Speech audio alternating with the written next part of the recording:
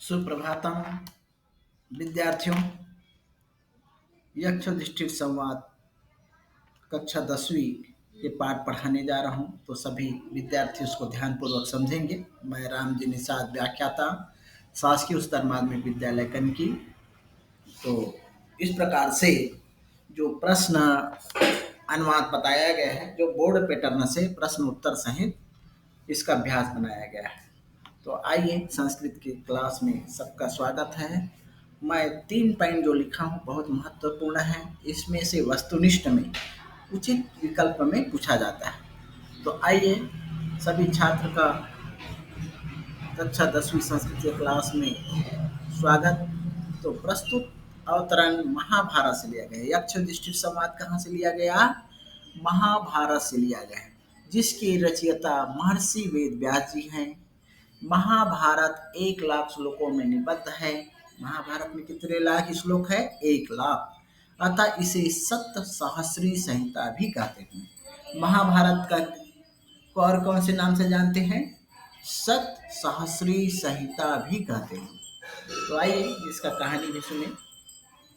एक बार अज्ञातवास के समय घूमते हुए पांडव को प्यास लगी। तब नकुल जल का तलाश करते हुए एक जलाशय के पास, तालाब के पास पहुंचे, किंतु यक्ष ने पानी पीने से मना कर दिया। उन्होंने कहा, मेरे प्रश्न को उत्तर दो, उसके पश्चात पानी पी सकते हो। पिपासा नकुल एवं अन्य भाई बिना उत्तर दिए पानी पीना शुरू कर दिए और मृत्यु को प्राप्त हो गए। युधिष्ठिर ने धैर्य पूर्वक यक्ष के प्रश्न को उत्तर दिया। प्रस्तुत अंश में यक्ष के प्रश्न हैं और उत्तर युधिष्ठिर के हैं। सभी प्रश्न उत्तर लोकोपयोगी हैं। तो आइए पाठ पढ़ते हैं। पहला प्रश्न है, यहाँ पर युधिष्ठिर है, यहाँ उनके भाई जो है, चारों भाई मृत अवस्था में। पहला श्लोक है, मेरे साथ मैं पढ़ रहा हूँ, सभी लोग अनुसरण करेंगे। केन स्वित श्रोत्रियो भवति, केन विस्वित विन्दते महत्, केन अद्वितीयान् भवति राजान, केन च बुद्धिमान। देखिए, केन स्वित किसके द्वारा? तृतीय भक्त। यहाँ पर श्रोत्रियो माने वेदों का विद्वान, विन्दते माने प्राप्त करता है, अद्वितीयान माने अद्वितीय बेजोड़, भवती होता है भू धातु लट लका, तम पुरुष एक वचन है और क्रियापद है। अब प्रश्न, यक्ष के प्रश्न को उत्तर युधिष्ठिर दे रहे हैं। तो देखिए यहाँ पर इसका अनुवाद एक बार देखिए। हे राजन, किसके द्वारा मनुष्य वेदों का विद्वान होता है और किससे महानता को प्राप्त होता है? केन अद्वितीयान भवति, और किसके द्वारा अद्वितीय होता है, और बुद्धिमान चा, और किससे बुद्धिमान होता है? बुद्धिमान। इसका अनुवाद। अब इसका प्रश्न है, यक्ष का प्रश्न को उत्तर युधिष्ठिर दे रहे हैं। तो देखिए, श्रुतेन श्रोत्रियो भवति, तपसा विन्दते महत्, धृत्या अद्वितीयान् भवति राजान, बुद्धिमान वृद्ध सेविया। श्रुतेन, श्रोत्रियो, तो यहाँ पर देखिए श्रुतेन माने वेद से, श्रोत्रियो भवति वेद से, वेद का ज्ञान, भवति माने होता। यहाँ पूछा जाए श्रुतेन श्रोत्रियो भवति, अस्मिन् वाक्ये क्रियापदम किम अस्ति?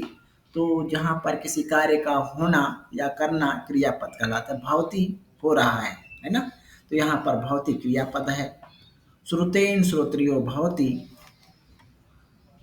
वेद ज्ञान से, वेदों का विद्वान होता है। तपसा विन्दते महत्, तपसा मतलब यहाँ तृतीया विभक्ति एक वचन है।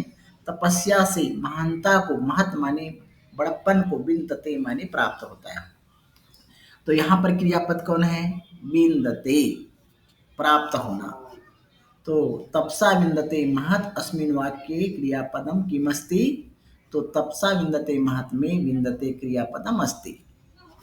धृत्या अद्वितीयान् भवति, धृत्या माने धैर्य से, अद्वितीयान् अद्वितीय, भवति माने होता है, धैर्य से बुद्धिमान, धैर्य से अद्वितीय होता है। तो हे राजन, बुद्धिमान वृद्ध सेविया, और बुद्धिमान वृद्ध सेविया, बूढ़ों की सेवा करने से, वृद्ध की सेवा करने से बुद्धिमान होता है।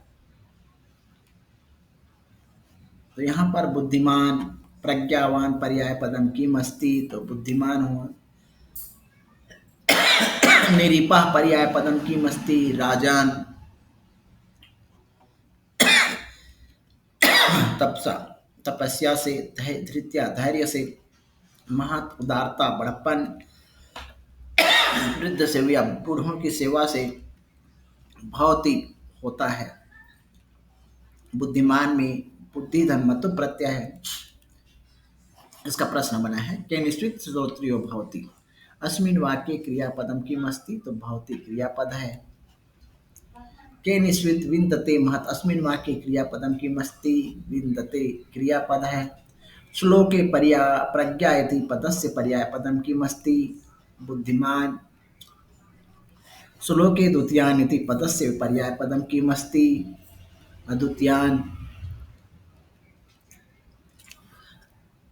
तप से विन्दते महत, अस्मिन वाक्य क्रियापदम की मस्ती, तो विन्दते वही है। केन श्रोत्रियो भवति, किससे वेदों का विज्ञान होता है। श्रुतेन श्रोत्रियो भवति, बुद्धिमान वृद्ध सेवया, अस्य पदस्य हिंदी अनुवादम, हिंदी अनुवाद को लिखना है। वृद्ध लोगों की सेवा से बुद्धिमान होता है। केन विन्दते महत, तपसा विन्दते महत।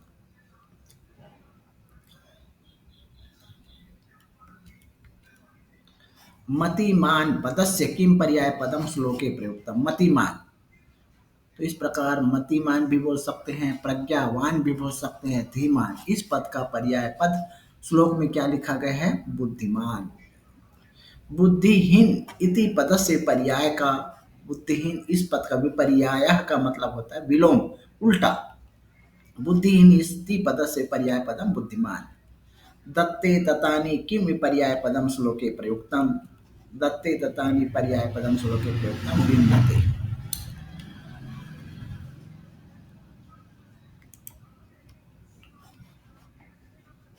इसका इस प्रकार अनुवाद है, श्रोतेन श्रोत्रियो भवति, तपसा विन्दते महत। मनुष्य वेद ज्ञान से वेदों का विद्वान होता है। तपसा विन्दते महत, तपस्या से। महत माने उदारता, विन्दते माने प्राप्त होता है। तपस्या से उदारता को प्राप्त होते हैं। यहाँ पर लिखा है तपस्या से उदारता, बड़प्पन को प्राप्त। धृत्या अद्वितीयान है, दोनों एक साथ मिला हुआ है। धैर्य से, धृत्या माने धैर्य से, अद्वितीयान भवति, धैर्य से अद्वितीय होता है। और बुद्धिमान वृद्ध सेविया, वृद्ध मतलब वृद्धों की सेवा करने से अद्वितीय बुद्धिमान होता है। वृद्धों की सेवा करने से बुद्धिमान होता है। तो इस प्रकार मनुष्य वेद ज्ञान से वेदों का विद्वान होता है।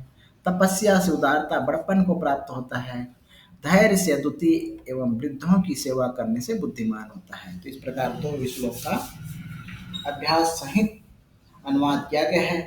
तो सभी छात्र इसको अच्छा से देखेंगे, अच्छा लगेगा तो बिल्कुल लाइक करिएगा।